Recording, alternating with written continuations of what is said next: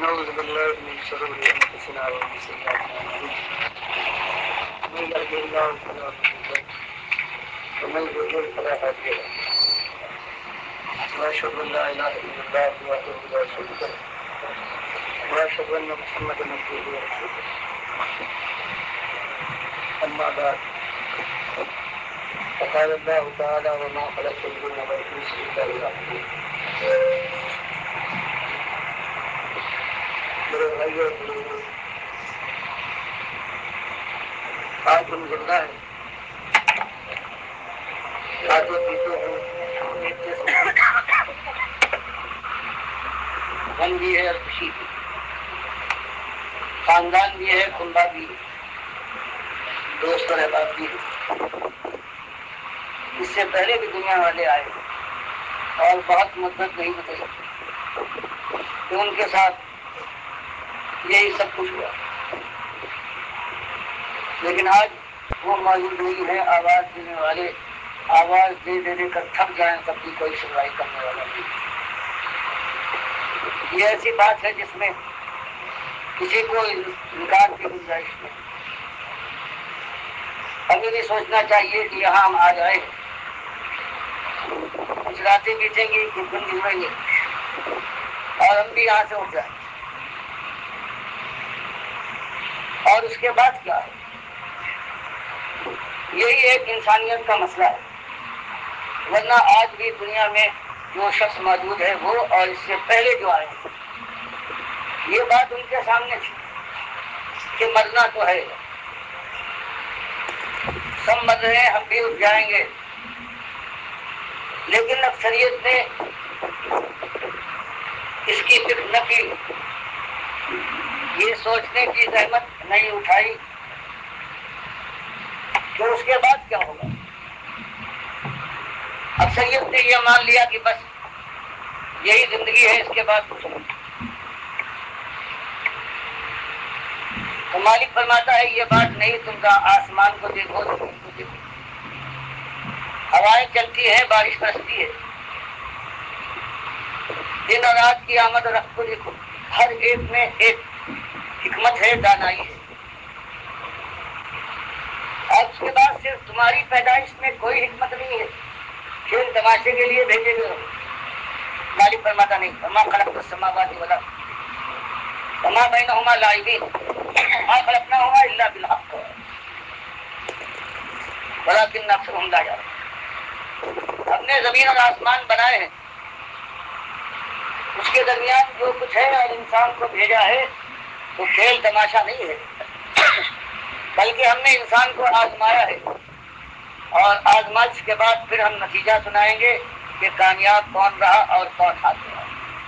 یہی بات مالک فرماتا ہے وما خلقت الجن والانس الا لیعبدون۔ ہم نے انسان اور جنوں کو دنیا میں زندگی دی ہے، عمر دی ہے، مدت اس کی مقرر فرمانے کے بعد بتایا ہے کہ ہم بندگی چاہتے ہیں، دیکھنا سب کچھ ہمارا ہے، ہمارے غلام بننے کی کوشش کرنا، اور جنہاد کہیں یہ نہ ہو جائے کہ ہمارے بندوں اور اپنے ایسے مخلوق کے بندے بن جائیں۔ یہ وہ جرم ہے کہ جس کی معافی بغیر توبہ کے نہیں ہے۔ باقی جو کوتاہیاں ہیں غلام کی اپنے مالک کی حکمرداری میں، بھول چوک ہے، یہ معاف ہو سکتی ہے بغیر توبہ۔ اسی لیے مالک نے فرمایا کہ اترو نیچے جميعا فإما يأتكم مني هدى فمن تبع هداي فلا خوف عليهم ولا هم يحزنون۔ کہ شیطانوں تم بھی جاؤ اور انسانوں دنیا میں زندگی گزارو، اور تمہاری آپس میں جنگ رہے گی، شیطان تم کو جہنم کی طرف، اللہ کی نافرمانی کی طرف بلاتا رہے گا، اور ہماری کتاب، ہماری ہدایت تم کو اللہ کی طرف دعوت دے گی۔ اب تمہاری مرضی ہے کہ جس راہ کو چاہو تم اختیار کرو۔ ہم نے تمہارے سامنے کھول کر رکھ دیا ہے، اما شاکروں و اما کفورا۔ اب تم اگر چاہو اپنی مرضی سے تو ہماری بات مان لو، ہماری ہدایت کو اپنے پیش نظر رکھو، اور اس دنیا کے امتحان میں ہمارے بتائے ہوئے طریقے پر کامیابی حاصل کرنے کی کوشش کرو، اور تمہارے دل میں آئے تو دنیا کی رنگینیاں ہیں، صبح و شام ہے، ہماری بات کی پرواہ نہ کرو، اور لذات کے اندر اور دنیا طلبی میں چاہے وہ حاصل نہ ہو، اسی میں پڑے۔ تو یہ ایک چیز ہے کہ پہلا جو انسان اس دنیا میں بھیجا گیا ہے اپنے جوڑے کے ساتھ، اس کو اللہ نے پیغمبر بنا کر بھیجا اور ہدایت دی۔ تو ایک وقت بھی ایسا نہیں گزرا کہ یہ زمین اپنے رہنے والوں کے ساتھ اس بات سے غافل ہو گئی کہ انسان کی پیدائش کا مقصد ایک ہے کہ وہ اللہ کی بندگی کر دکھائے اور اللہ کے ساتھ شرک کا رویہ اختیار نہ کرے۔ تو ایک زمانہ گزرا ہے، حضرت آدم کی اولاد اس ایمان کے معاملے میں کئی معلوم ہوتا ہے کہ انہوں نے خرابی پیدا نہیں کی، یہ تو ہو گیا ہے، قابیل نے حابیل کو مار ڈالا، لیکن یہ جو اصلی خرابی پیدا ہوئی ہے جس سے اللہ نے منع کیا تھا اور بے طرح ڈرایا تھا، تو دیکھنا شرک کی بیماری، ایمان کی خرابی سے بچے رہنا، ورنہ تمہاری خیر نہیں ہے۔ وہ ایک مدت کے بعد اس زمانے میں ہوئی ہے جو حضرت نوح کا زمانہ کہلاتا ہے۔ یہ ایماندار اللہ کے نیک بندے، عبادت گزار کچھ بندے تھے، ان کے مرنے کے بعد شیطان نے لوگوں کو بہکایا ہے کہ اپنے ایسے بزرگوں کو بھول جاؤ، پھر ان کے تصویریں بنوائی، مجسمے بنوائے، قبریں ہیں پوجنے لگی، پھر ان کی پکاریں ہونے لگی، پھر ان کے بت بنائے گئے اور ساری دنیا میں پھیل گئے۔ تو یہ وہ ایک چیز ہے کہ مالک کا قاعدہ ہے کہ جب یہ بیماری پیدا ہوتی ہے تو اللہ رحمت فرمانے کے لیے اپنی دنیا کے رہنے والوں پر پھر اپنا رسول بھیجتا ہے، اور وہ آ کر انسان کو یہی سبق یاد دلاتا ہے کہ دیکھو اللہ کے بندو، مالک کا کھاتے ہو، اس کے آسمان کے نیچے زندگی گزارتے ہو، اس کی زمین کے اوپر تمہاری دوڑ دھوپ ہے، اس کے اتارے ہوئے پانی سے اپنا پیٹ بھرتے ہو، اس کی ہواؤں میں سانس لیتے ہو، اس کی دی ہوئی عقل و خرد سے دنیا میں کام چلاتے ہو، اس لیے اسی کو حق پہنچتا ہے کہ اس کے احسان مانو، اس کی غلامی اور فرما برداری کرو، اور اللہ کے ساتھ دیکھنا تمہارا اور کوئی مالک اور آقا ذات و بہشت کرنے والا، تمہارا کوئی رزاق، تمہارا داتا، تمہارا مشکل کشا، تمہارا دیان، تمہارا وہاب اور کوئی نہیں ہے ایک مالک کے علاوہ۔ اس لیے دیکھنا کسی اور کو اپنا آقا اور مالک نہ بنا۔ اور جو اللہ کے نیک بندے تھے جنہوں نے اللہ کی بندگی کی، اللہ کی طرف بلایا،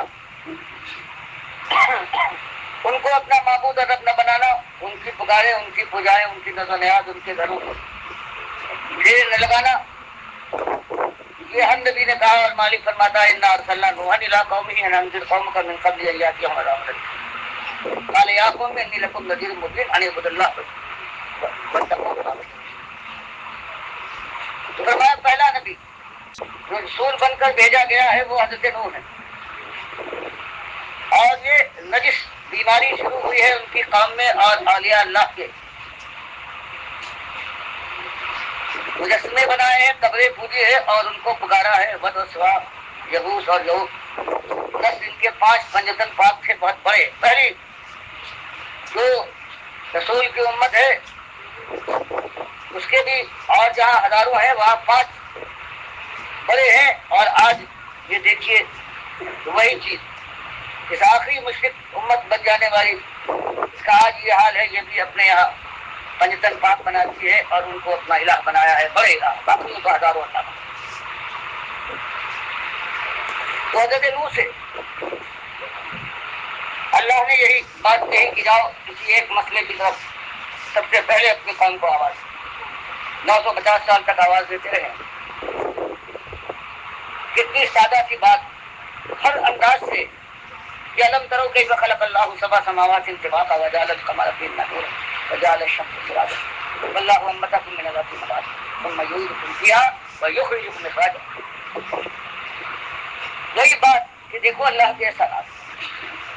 سب کچھ اس نے تمہارے ساتھ کیا اور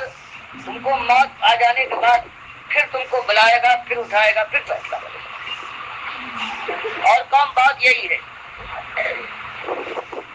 کہ اللہ کی بندگی کرو, اس سے تقویٰ اختیار کرو.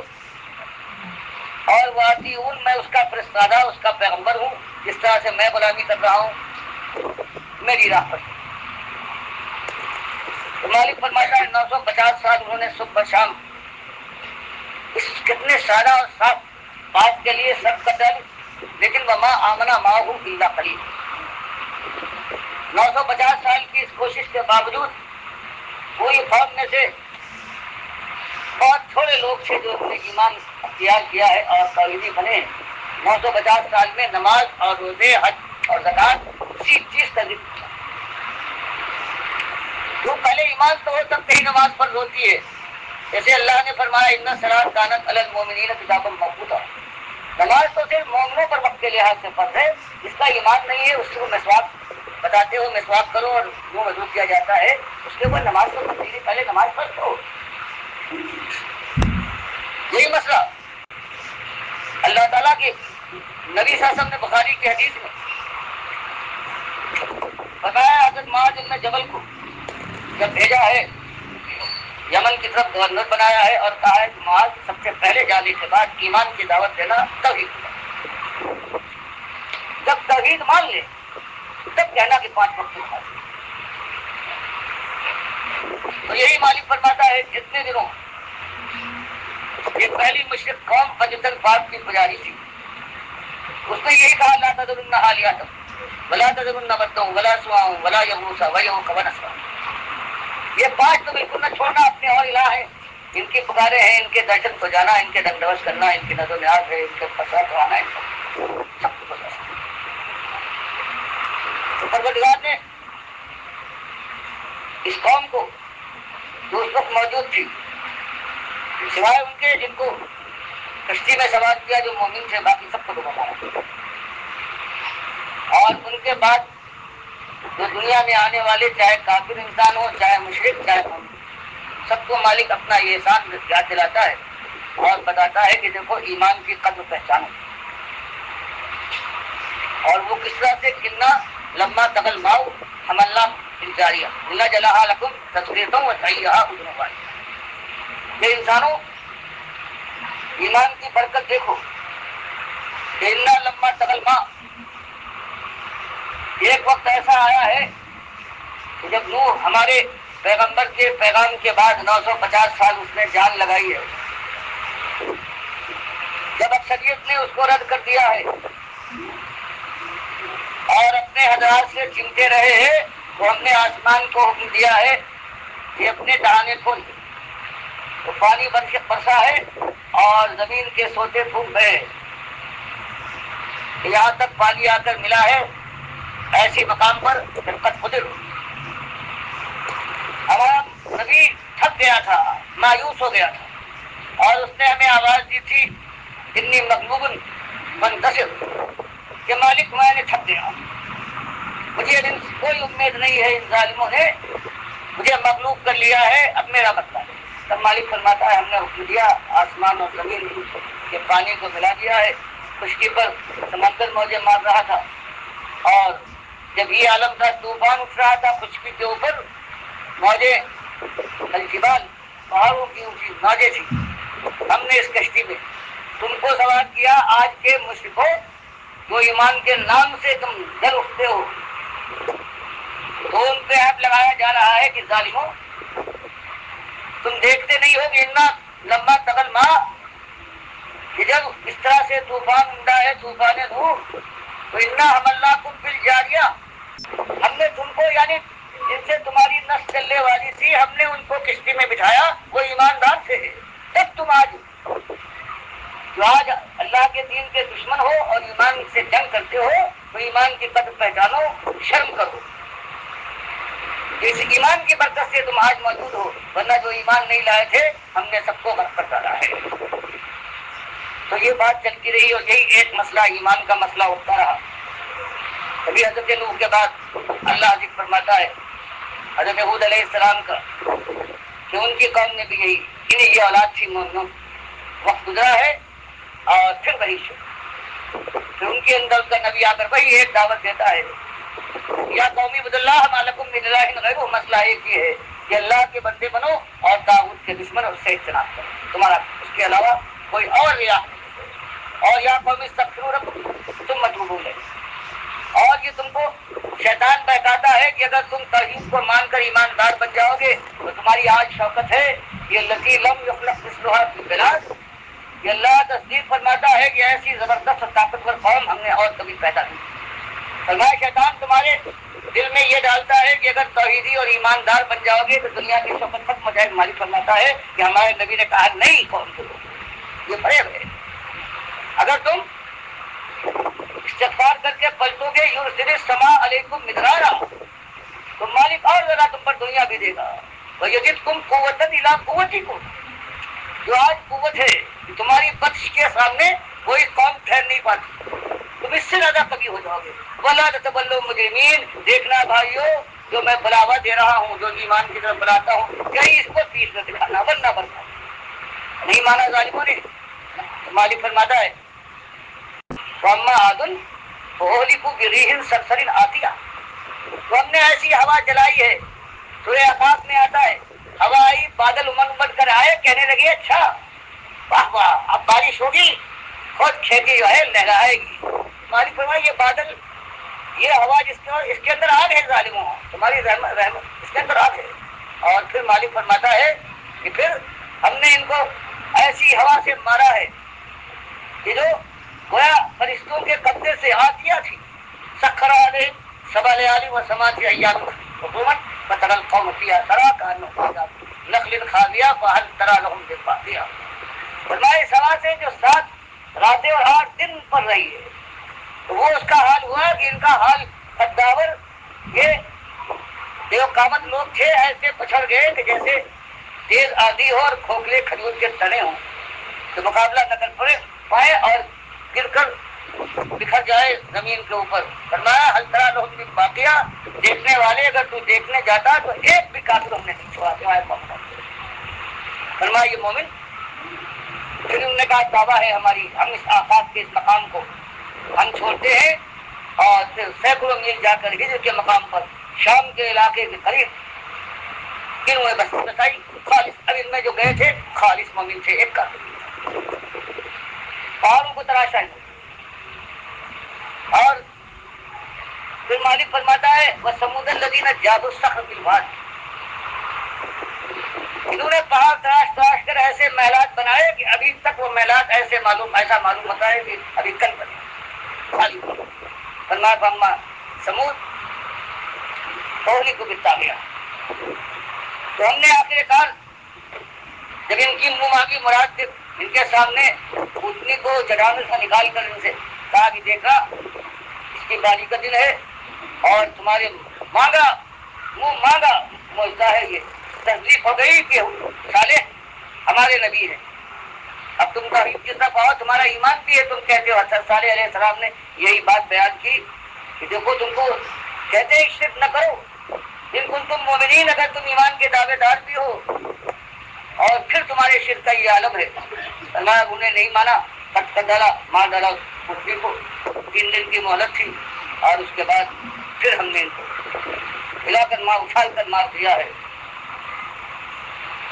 چیز بھی آئی، کلیجے پھٹ گئے اور اچھال کے پانی۔ اس طرح سے اللہ نے برابر حضرت ابراہیم تک سلسلہ جاری رکھا اور اس کے بعد پھر بنو اسرائیل دنیا کا امین بنایا، پیغمبر بنایا، ملوک اور بادشاہت پیغمبروں کے اختیار میں دی کہ تم سیاست بھی کرو گے اور دین اللہ کی طرف بلاؤ گے۔ وہ یہی مسئلہ اٹھاتے رہے، جب بھی ایمان سے ہٹے اور انہوں نے اللہ کے ساتھ شرک انتہا کر دی ہے تو مالک بن سورہ بنی اسرائیل میں بتاتا ہے دو وقت تو ایسے شدید آئے ہیں کہ پہلے تم کو ہم نے وقت نس سے مروا ڈالا ہے، کافر مشرک بادشاہ سے، بابت والی سے تمہاری آبرو برباد کر ڈالی، تمہاری عبادتگاہوں کو کھڈر بنا دیا، تمہارے جوانوں کو قیدی کیا ہے، تمہاری عورتوں کو استعمال کیا ہے اور صدیوں تک تم پنپ نہ پائے۔ اسی شرک میں تم ایمان کے اداری تھے، تم نے پھر ایمان میں خواہش پیدا، اس کے بعد پھر ہم نے تم پر رحمت فرمائی، پھر پیغمبر عزیر کے ذریعے سے تمہاری تنظیم کی، اور پھر تمہاری طاقت تم کو دی، جمعیت تم ہوئی، تم کو غلامی سے آزاد کی۔ کچھ دنوں کے بعد جب تم پھر بھی بگڑے ہو تو اس کے بعد حضرت عیسیٰ کے 60 سال بعد ہم نے تمہارے ساتھ کیا سلوک کیا ہے، جب تم نے تابڑ توڑ اسی شرک کے الزام میں اپنے 3 آخری پیغمبروں کو اپنے ہاتھوں شہید کر ڈالا ہے۔ حضرت زکریا کو بنو اسرائیل نے اسی جرم میں کہ حضرت سلیمان، حضرت داؤد اور دوسرے انبیاء کی طرح سے اپنی قوم کو وہ ڈراتے تھے، ان کو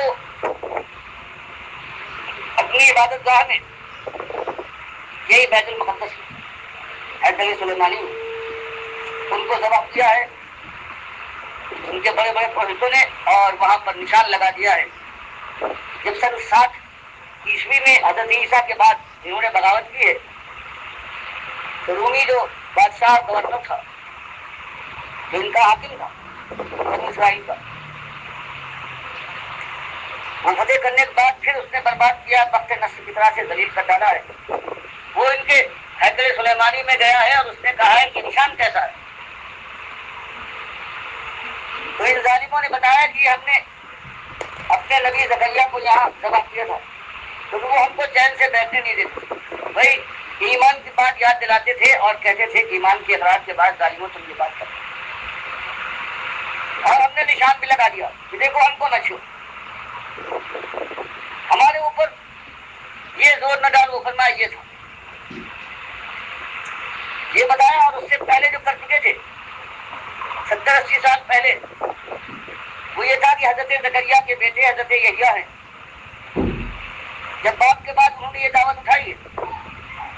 تو یہ ہیرود آدم کا بیٹا ہیرود اینٹیپاس جس کو کہتے ہیں، یہ باجدار تو ضرور تھا لیکن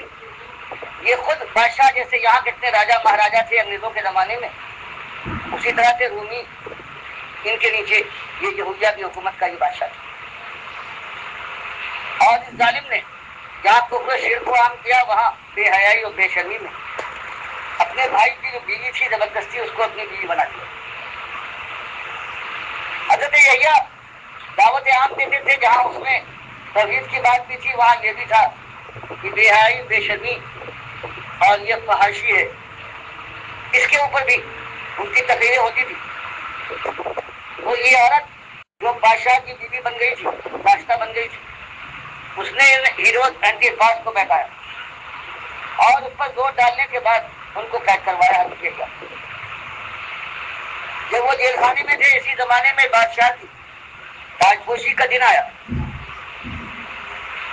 اور اس نے اپنی یہی داشتہ کی جوان لڑکی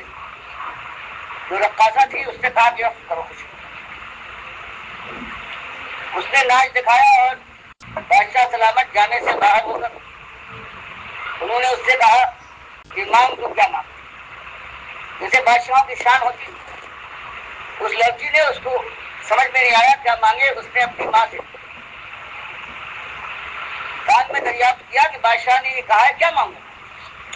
تو ماں تو جلی بیٹھی ہوئی تھی اس کی فحاشی کے اوپر۔ یحییٰ علیہ السلام نے باتیں کہی تھی، اب تو جیل بھی بھجوائے، تو اس نے کہا بیٹی بادشاہ کھول دے چکا ہے، اب بادشاہ سے مانگ یحییٰ کا سر مانگ۔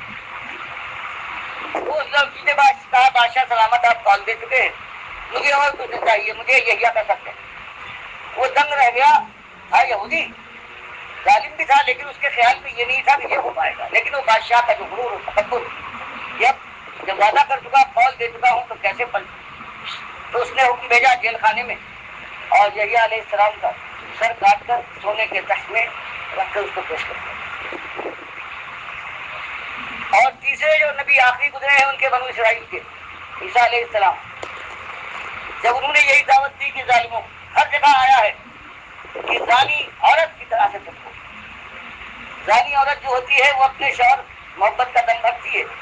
لیکن دوسرے کے ساتھ لگاوٹ ہوتی ہے۔ تو شرک کو، جو اہل کتاب کی کتابیں ہیں، مشرک کو زانیہ عورت سے مشابہ کہا گیا ہے۔ دیکھو جیسے زانی زنا کرنے والی عورت ہوتی ہے، کسی شوہر سے کہتی ہے تو میرا شوہر ہے اور دوسرا شوہر بھی بناتی ہے، اسی طرح سے جو مشرک ہے وہ اللہ کو بھی مانتا ہے،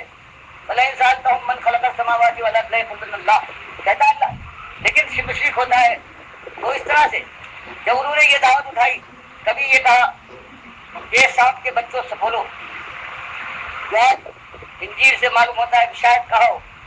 اور ہوتا بھی ہے کہ جو ان کے مولوی اور فریسی اور آبار و رومان تھے کہ ظالموں تمہارا حال یہ ہے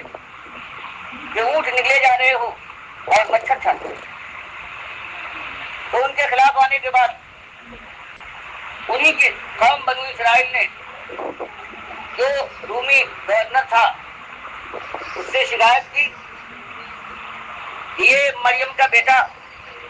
یہ بغاوت پر ابھارتا ہے، جماعت کے خلاف بغاوت کر، اور اس طرح سے قید کروائے۔ پھر مقدمہ گیا اور پھانسی کا حکم ہو گیا۔ اس درمیان جو روم کا بادشاہ کہلاتا تھا قسطنطنیہ دنیا میں جس کی حکومت تھی، دار حکومت وہاں تھا، وہ اپنی تاج پوشی کی سالگرہ منانے کے لیے اس نے اپنے سارے ملکوں میں یہ حکم بھیجا کہ مابدولت اس خوشی کے موقع پر اپنے بادشاہی کے ہر ملک میں ایک آدمی کی جان بخشی کرنا چاہتے ہیں جس کے اوپر پھانسی کا حکم ہوتا ہے۔ وہاں کے جو لوگ اس کے متعلق یہ کہہ دیں، حکم پہنچا دیا سارے گورنروں کو اس کو چھوڑ دیا۔